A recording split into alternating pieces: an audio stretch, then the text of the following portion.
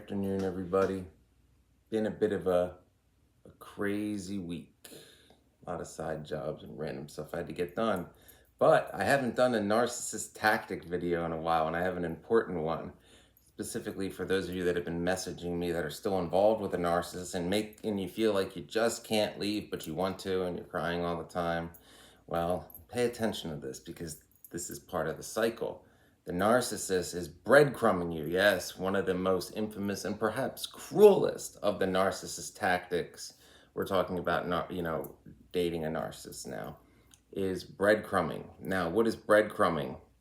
Breadcrumbing is a form of emotional manipulation, much like most of what narcissists do. Well, and sexual exploitation and other forms of abuse. But breadcrumbing is a form of manipulation that involves giving someone just enough attention to keep them around, keep them interested, but never delivering on the promises. Coverts are the masters of breadcrumbing. So if you're in a relationship with a narcissist and you're wondering where it's going, why it's not going to the next step, the narcissist, wanting to keep their supply, will breadcrumb you. They'll give you just enough signs that you're going to take the next step. Now, they'll never actually deliver on it. And this is why it's important to know things about people you get involved with, because with narcissists, this is a pattern of behavior. So likely they've done this to other people in the past. And if people are warning you about this pattern of behavior, but you're convinced you're going to be the one that changed them, you're not. They never change.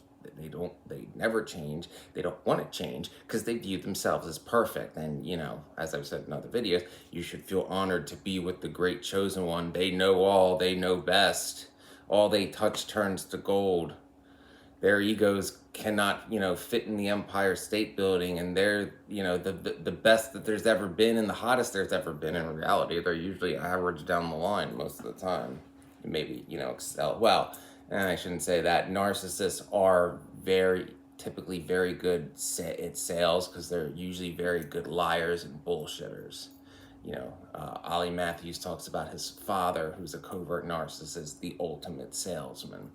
If you're familiar with his videos, that's pretty typical of a covert narcissist. But what breadcrumbing does is it keeps you in that cycle. It keeps you in that cycle of false hope. And this can be done many ways. It can be social media interactions. It can be brief phone calls, text messages. See, probably the most common form of breadcrumbing with a covert narcissist will be they'll text you while you're at work. So you can't really, push for more. You know what I mean? Like you can't really be direct because you're not in person, so you can't call them out. And if you're at work, it's unlikely you can call them. So you couldn't, if you wanted to, be direct and be like, what do you want? What are you talking about? Where is this going? And really push them for concrete answers. No. They'll give you, just a little compliment here, a little compliment there, boost their ego because you're like, and, meanwhile, you don't know what they're doing. They could be with somebody else. A lot of times that is what happens. Narcissists do have a pretty high propensity for cheating. So what is the purpose of breadcrumbing? Well, it's mostly to boost the narcissist's ego and make them feel like they have that line of supply locked down where it's like, I got this person so brainwashed, so under my control, so wrapped in chains that minimal effort, crumb here, crumb there, and, she bows before me like I'm God and like she can't function without me. That's the narcissist's endgame, to break someone down to that level to where the victim is completely and utterly subservient to them, and where the narcissist barely has to do anything, because the less they have to do, the better. You're supposed to serve them. And especially if you can get to the point where, if the victim, if their friends and family are, screaming like something's wrong, something's wrong, you're miserable, you're crying all the time, you've changed, we see this person for who they really are, that kind of stuff, and the victim ignores it, then the narcissist really has done a number, and those chains are tough to break. Me and Lilith can do it, but you know, it's a process. You got to be willing to speak the truth and listen to truth you may not like or be able to handle at the time. That is true nonetheless. So breadcrumbing is a form of the narcissist leading you on in certain ways. Now, I'm talking in terms of a relationship, but it can also be used in a sense of a narcissist breadcrumbing someone they're not involved with yet to keep them hooked as a potential new line of supply. You know, that's pretty common too, but the main form of breadcrumbing is the narcissist has a line of supply that they're getting supply off of, you know, in a relationship, a significant other, typically somebody out of their league. You know, kind of the thing where it's like, how do you get her kind of thing? And he's doing the bare minimum to basically keep her trapped. That is the most common form of breadcrumbing, because the victim's like, where's this going? I want commitment. I'm looking for something real. Don't be wasting my time. The narcissist is like, no, of course not, blah, blah, blah. This has to happen. And they'll use their jobs all the time. You know, like the narcissist usually, you know, the breadcrumbing narcissist particularly is obsessed with their image in their career. You know, they're probably I would say a very corporate person. In other words, they know how to be fake, like sickeningly, like nauseatingly fake. They're usually very good at that, so they can put on that false persona of respectability. And in part, that's why they need their victim, because, again, narcissist, smug, arrogant, thinks they're better than everybody, thinks they know anything. That mask slips from time to time. But what can make them tolerable? Or what can make you second guess if they're as bad as you think? Well, if there's, you know, like some sweet little empath involved with them, it's like, no, that girl would never be involved with somebody like that. That's why they do it. That's why, you know, I've talked in so many videos for over 3 years now of why narcissists weaponize empaths. It's a very important concept to understand, and it's better than if you really want to understand it, read the book Opening Our Minds by my friend John Atack, who's a former Scientologist who also studied narcissism, and him and I have had some talks about, you know, good old boys clubs called old boys clubs across the pond, because he's British. But yeah, great book, everybody should read it.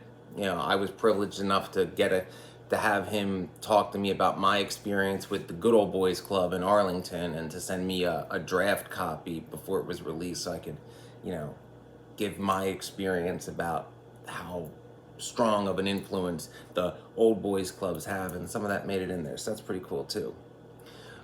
Now, what to do if you're being breadcrumbed? Well, again, they typically go after people who don't like confrontation, but you're going to have to be confrontational. You're going to have to push them to give an answer. But you also have to face your own reality. Aside from confronting the narcissist and, you know, being direct and getting a clear answer, you have to be honest with yourself. If you are in a relationship with a narcissist, you know, and they're breadcrumbing, you have to understand and acknowledge that that's a pattern of behavior they have that's never going to change, especially if it's been years. By that point, it's like, you know who this person is. They're not going to change, and if you're being honest, the situation keeps deteriorating. I've talked about the dating cycle of a narcissist in other videos for years now. You know, it's first off, once you get out of it, and this is with narcissistic parents too, it's not until you get out do you understand just how bad it really was, and that the good times were never that good. They were just less bad, and they're less frequent. You're going to have, you know, dating a narcissist, like, oh, well, it's on and off happiness. No, it's not. It's tolerable and real bad. So, and you know, the slope keeps going down. You know, peaks get shorter, valleys get deeper, kind of thing. You have to realize that, and you have to accept that and get out of that cycle before it completely destroys your life. Now, what do I mean by that? Like, you end up marrying the narcissist. The narcissist convinces you to cut off all your friends and family and moves you out of state to some area where all you have is the narcissist. And, you know, they make you financially dependent, and you have to break that. That makes things a lot harder. Don't let it get that far. And do not, if you are in this situation, think to yourself, well, I can't give up on this because I've put X amount of years in it. I have to keep going. You just have to keep with the status quo. Because where I come from, status quoism might as well be a religion. Sorry, my own narcissistic pain coming up. Not that it was a relationship, but I was in a very toxic, dying industry, golf course maintenance 7 days a week, 70, 80 hours a week, shitty pay, treated like a second-class citizen. It was bad. But, you know, all my people are like, well, I mean, you just got to stick with it. Everything happens for a reason, right place, right time. It just is what it is. You don't try to change. You just, you double down on the status quo. No. No, no, no, no. You have to exert your free will. If you're in a situation like this with a narcissist, and you can accept that it's bad, and you can accept that the narcissist is never going to give you what you need and deserve, get out. You owe the narcissist nothing. You owe them no loyalty. They have used you from day one. The good times in the very beginning was another tactic, love bombing. You now see them for who they really are. And if you stick around thinking that it's going to get better, you're going to get older and older, and it's going to be harder for you to rebuild your life because it gets harder as you get older, particularly your love life. Trust me, I'm old. But if you're looking like for commitment and family, do not waste time on someone who you know is never going to give it to you, because you keep getting these breadcrumbs. Oh, think maybe, and they keep moving the goalpost. Another tactic, did a video on that a while back, goalpost moving, where it's like, well, this for my job and that for my job, and once I get here, well, it's one of the smuggest things a narcissist do that makes me want to swing at them, and they go, well. Anyway, a lot of memories coming up right now. So, get out. Get out. And you're thinking to yourself, well, I've wasted, a year and a half, 3 years, 5 years. Yeah, but if you don't get out now, you're going to waste 10 years, 20 years. And depending on, your gender, you might get to an age where having a family isn't possible anymore. Or because you're so convinced and brainwashed by the narcissist that you need them or that you can't function without them, you might miss, your opportunity with, like, maybe the person you've always wanted comes along, but you're with the narcissist and you're miserable, but you can't leave because the narcissist, you're treated like property, but you're mentally, you can't leave. Well, what happens when that opportunity, goes away? So it's like, oh, the narcissist will make you think that they're your only option, but there may come a time where that could be true. I'm saying, if there's another opportunity around that you want and you're with a narcissist, leave the narcissist, and I know, status quoism. If you're with a narcissist, unless you're leaving them for another narcissist, I can't tell you that it's going to be, what you want, or obviously not perfect, but I can pretty much guarantee intuitively it's going to be better than with the narcissist. So, be honest with yourself about being miserable. Be honest with yourself about who the narcissist is. Listen to all the people telling you what they really are, and, admit it to yourself, because deep down, it's true too. Most of us, when we get to a point when we're in a toxic relationship where you see the person for who they really are, but, again, another video, you fell in love with the character they were playing. I was there once, many, many years ago. And there's no forgetting about it, because, this titanium me is a result of that. But don't waste your whole life, and you can't prosper on the scraps, on the breadcrumbs that a narcissist casts you. They will never give you more. They will never give you what you deserve. They will never change. The only thing you can do is leave and seize opportunity with someone who actually will give you what you deserve, who actually wants what you want, who will actually treat you like an equal and all that, or even at the worst case, if you're alone, it's better to be alone in exile than to be in chains in paradise. But there I go, getting all Lilithan again. So seek your empowerment, seek free will, seek your desires. Hail Lilith.